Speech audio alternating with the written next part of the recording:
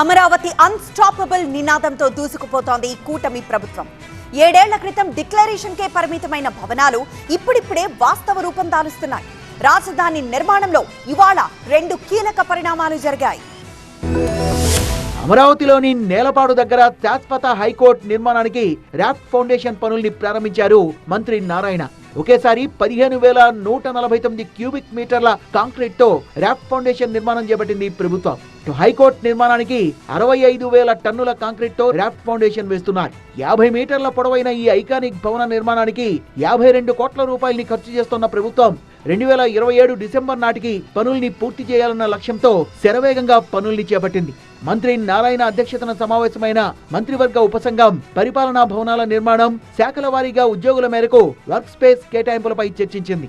ప్రస్తుతం 31.71 లక్షల చదరపు అడుగుల వర్క్ స్పేస్ ను అంచనా వేశామని, దీనిపై మరోసారి చర్చించి నిర్ణయం తీసుకుంటామని తెలిపారు నారాయణ.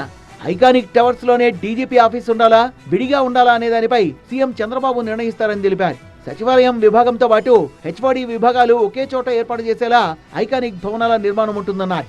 ఐకానిక్ మనకు యాక్చువల్గా మన ప్లానే అది 3 years ప్లాన్. యాక్చువల్గా వర్క్ జరుగుతూ ఉంది. అది 2028 సెప్టెంబర్ కంప్లీట్ చేయాలి ప్లానింగ్. అంటే ఐకానిక్ టవర్స్ అంతకుముందు మొదలుపెట్టి చేశారు.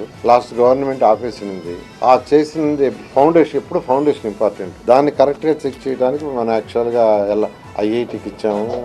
హెచ్ఓడి ఆఫీసుల్ని ప్రతిష్టాత్మకంగా చేపట్టింది ఏపీ ప్రభుత్వం. 42.2 ఎకరాల విస్తీర్ణంలో హెచ్ఓడి బిల్డింగ్ల నిర్మాణం జరుగుతోంది. ఇందులో 52.72 లక్షల చదరపడుగుల బిల్డప్ ఏరియా ఉంటుంది. 31.71 లక్షల చదరపడుగుల కార్పెట్ ఏరియా ఉండేలా డిజైన్ చేశారు. ప్రస్తుతం 39,882 మంది ఉద్యోగులుండగా వారి అవసరాలకు అనుగుణంగా నిర్మాణం చేపడుతున్నారు.